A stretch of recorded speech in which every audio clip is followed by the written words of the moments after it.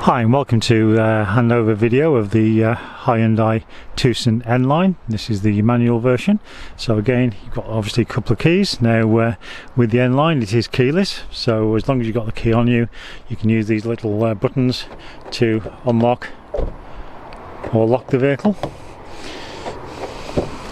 So just have a look inside the vehicle. So seat adjustment, you've got the lever here underneath the seat that you pull up to move the seat backwards and forwards. This lever here will pump the seat up or down, and then this here does the lumbar support on the driver's seat. So we'll just get into the vehicle. So starting the vehicle, then you must fully depress the clutch, and then the stop start button is to the left of the steering wheel on the dashboard. And there we go. So obviously once the car is started in neutral, you can obviously release the clutch. So let's get yourself comfy. So we've got obviously your mirror controls in your driver's armrest here. So we've got left, we've got right, and there's your touchpad you use to adjust the mirror glass. In your armrest as well, you've got the buttons for the central locking or the electric windows, and this is the power cut-off switch for the rear windows to stop young children etc. playing. So when it's flat, there's no power to the rear windows. And then the top button there, when it's flat in the auto position, the wing mirrors will automatically fold in when you lock the car and fold out when you unlock it. On your dashboard, your headlight levels, normal setting is 0. So only if you've got anything really heavy in the boot you would need to adjust that. This plus and minus, all that does is the plus increases the illumination level of your dashboard, the minus reduces it, so you can get it at the right brightness for nighttime driving. You've got your lane departure warning. So again, as you can see, if I turn the button on, you'll see the little symbol come on the dashboard there. So that will, when that is on, the car tracks the white lines and will warn you if you're crossing the white lines without indicating, just in case you've dozed off at the wheel or anything like that. But again, you can just turn it on and off as you wish. And then your stability traction control, that is on by default. Great safety aid, so should be no need for you to turn that off. If you need to adjust the steering wheel, little lever to the left hand side, you can then move it up and down, in and out, and then obviously tighten it back up before you drive away. On the right hand side of the steering wheel, you've got your cruise control and speed limiter buttons, and then this inner band here, you've got your trip computer. So these control the information screen between the two dials. So at the moment you can see it's on the digital speedometer. So if I was to use this toggle switch here and move that up or down, you can see that changing, going through the various menus. And if I want to reset any of those menus, you just press the and hold in the OK button until they're 0. There we go.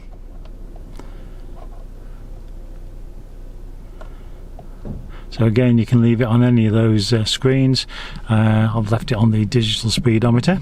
And then this top menu button, again, if you watch the information screen, every time I press that, it goes through the various menu options for you. I'll put it back on the main menu, and as you can see, the information screen shows you you've got 29 miles of fuel in the tank, and at the very bottom it shows you that the outside temperature is 19 degrees and the car's done 69 miles. And again, you've got your camera there for your traffic sign recognition, so it'll warn you of the speed limit on the road you're driving when the camera picks up the road sign. On the left hand side of the steering wheel, you've got your audio controls, and you've got your Bluetooth for your phone. Your indicator is on the left hand stalk, and again, if you just give it a quick flick, it'll do 3 indications, then self cancel. Your lights are on the twisty bit on the end. So you've got an automatic setting, so you can leave it on auto and the car will turn on the side lights and headlights as the light levels fall, or you can turn on obviously your side lights, headlights, and again you get the warning lights on the dashboard there. Full beam, you push the stalk away and cancel the full beam, bring it back towards the steering wheel, and again side lights, and then back to automatic. On the opposite stalk, you've got your wipers, and again they've got an automatic setting, and you can vary the sensitivity of the sensor, least sensitive, most sensitive. And to wash the windscreen, just pull it back towards the steering wheel. On the twisty bit on the end is your rear wiper, and again, to wash the rear, push the stalk away from the steering wheel. Your horn is anywhere in the centre here. Now this car's got dual climate control, so you can just set the temperature you want, press the button auto, and the car will look after it for you. You've also got your heated seats, high, medium and low settings, which are a really nice feature. Heated rear screen, and also your front demist. Down there you've got a couple of charging sockets. You've got a USB auxiliary input, and this area here is a wireless charging area for the latest smartphones. Around the gear selector you've got the mode button, which alters the assistance given to the steering, so you can have it in sport mode or normal mode. Sport mode just firms up the feel of the steering wheel. It doesn't do anything else to the engine or the gearbox, it just makes the steering a little bit firmer. You've got a downhill brake assist, so again, when you press that button, as you can see, that message comes on the dash and the little green symbol over in the corner there to tell you that system is on. Your stop start technology, that's on by default. If you want to turn it off, you have to press that button and the blue light is then illuminated. And that button there is if you want to turn the parking sensors off. You've got your electronic parking handbrake, so again, the handbrake is on. You pull the button up. To take the handbrake off, you must have your foot on the foot brake and press the button down. Okay, again, if I just pull the handbrake on, as you can see, your handbrake warning light comes on the dashboard. Again, the 6-speed manual gearbox. Reverse, there's a little collar that you pull up across and forward. As soon as you select reverse, activates the sensors and also the camera. Now with our infotainment system, so again, if I just press the little house in the corner, that's your home screen. So if you want to turn the radio on, just press that button there, and we'll just adjust the volume a bit. Okay, so if for example you want the map full screen, just press in the map and it expands it to full screen. To set a destination, press nav, and then you go to addresses, and we'll put it in the UK. You've got the whole of Western Europe on the system, so if you fancy going abroad, it's already there for you. There we go, United Kingdom, and then obviously you put in your postcode, full 7-digit postcode.